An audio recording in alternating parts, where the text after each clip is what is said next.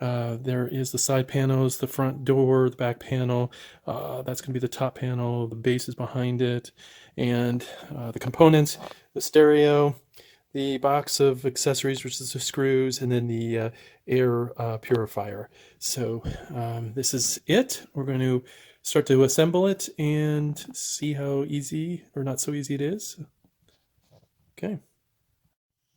Okay, this is the area we're going to install our sauna. We just recently moved into the house, probably about 6 months ago. We had this tiny little room, didn't know what to do. So we decided to put our sauna in here. As you can see, there's plenty of outlets. The instructions say to make sure that the back panel is near and accessible to an outlet. Also, just want to make sure that the floor is level. It's okay if it's carpeted as long as it's dry and level. Okay, so we got the base laid down where we probably are going to put it. I'm going to keep it away from the wall so that we can install these panels on the bottom here, and then also be able to access these buckles from the back. Once we've got the walls up, we'll be able to push it back closer to the wall.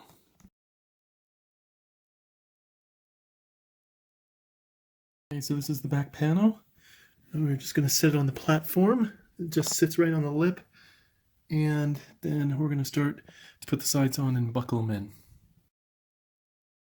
Okay, not much room back here, but you can see where the walls are going to line up, and then they'll just buckle in right up at the top, in the middle, and then one way at the bottom.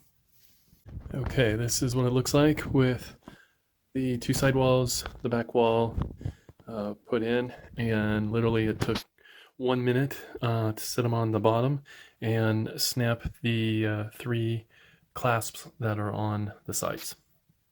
Okay, now the bench heater. That's going to be the front of the bench where your feet will hang over, and it's going to go right into these 2 slots on either side, and we're going to place that in there carefully without scratching the sides of the sauna.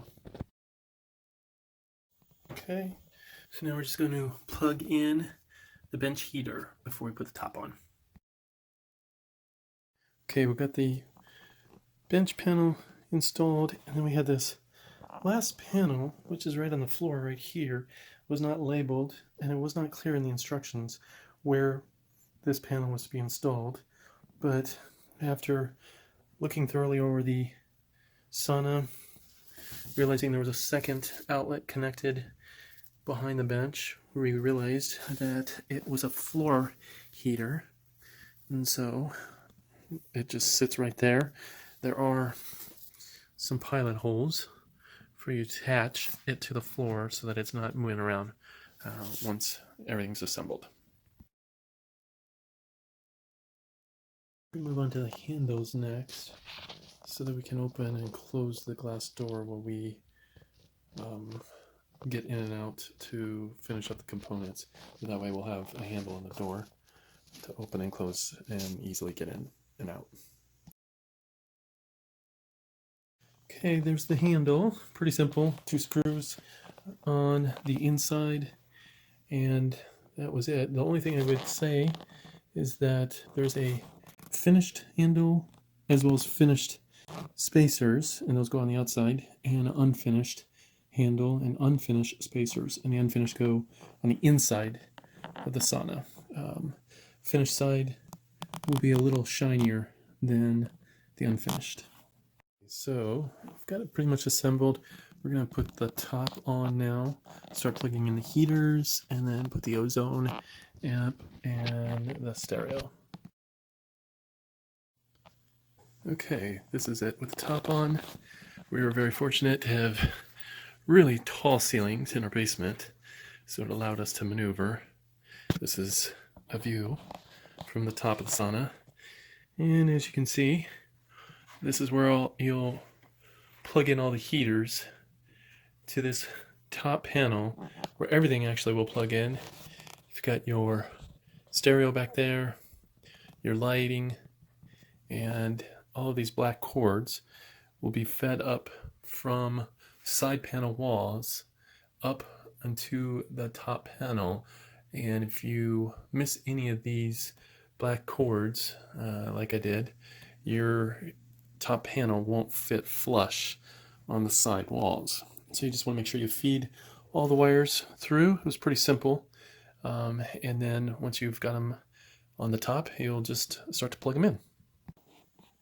Okay, so we got all the heaters plugged in at the top, and now we're going to install the light panel, which is that guy, and it'll go right there in the corner between the two spaces, and then the ozone oxygen air cleaner thing goes right there on the wall. It plugs into that jack, and then the stereo will go right there.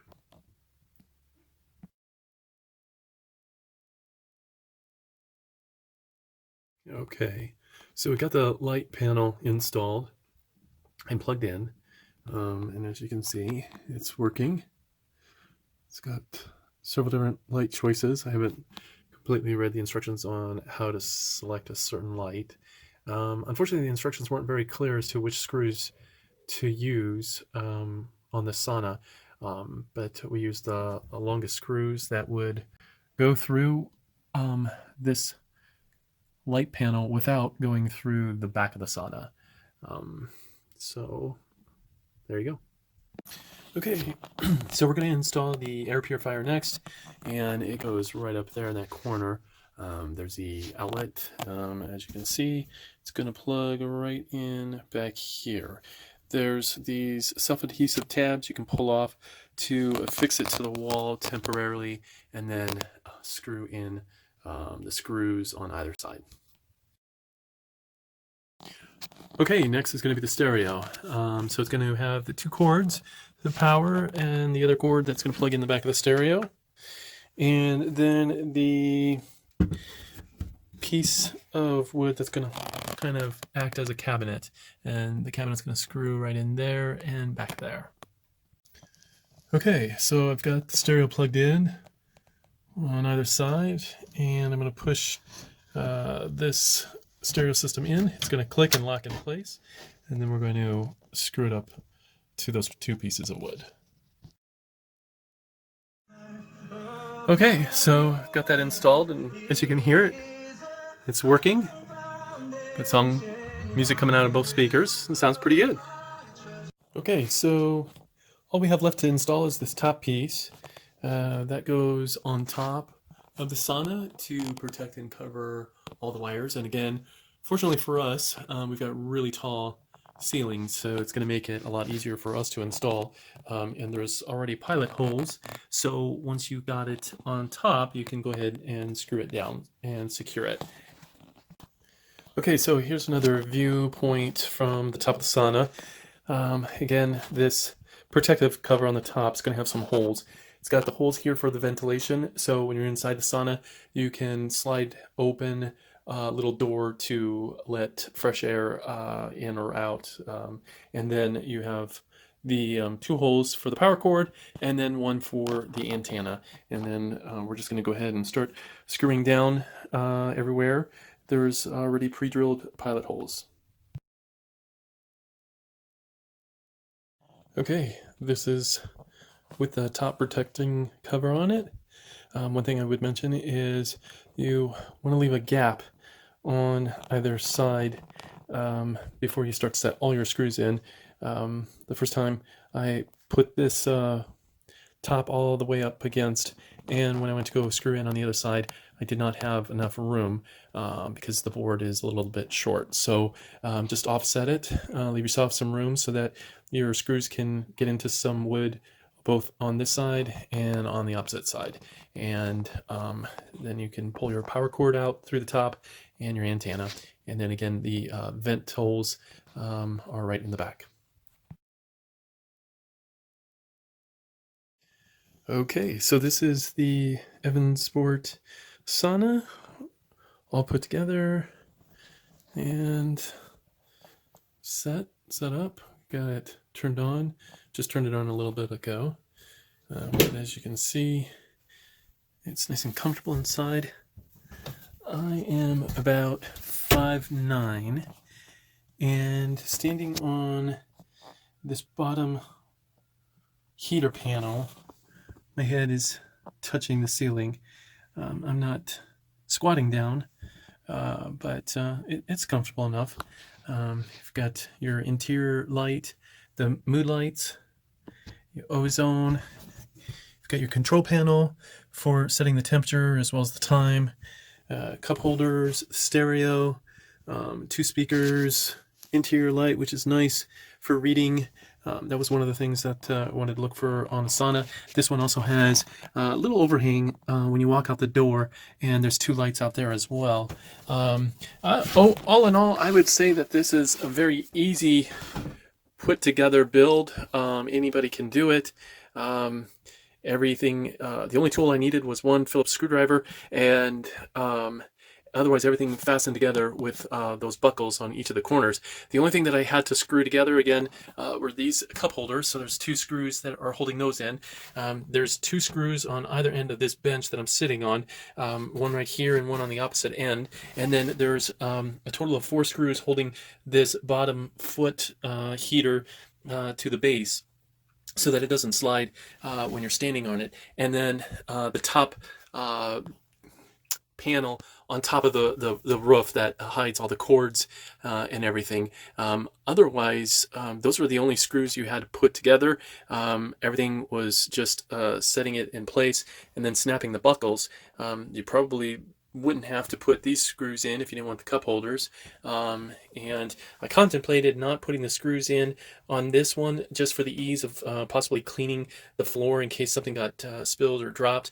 Maybe something that you don't have to put in, but I would highly recommend the 2 screws on the bench. And then of course you do have to put the screws, 2 screws on the light switch. That one had a sticky to hold it in place, and 2 screws there. And then the stereo was held together, 1 screw in the back and 1 at the top. And that was it. Everything else was pre-assembled and very easy to put together.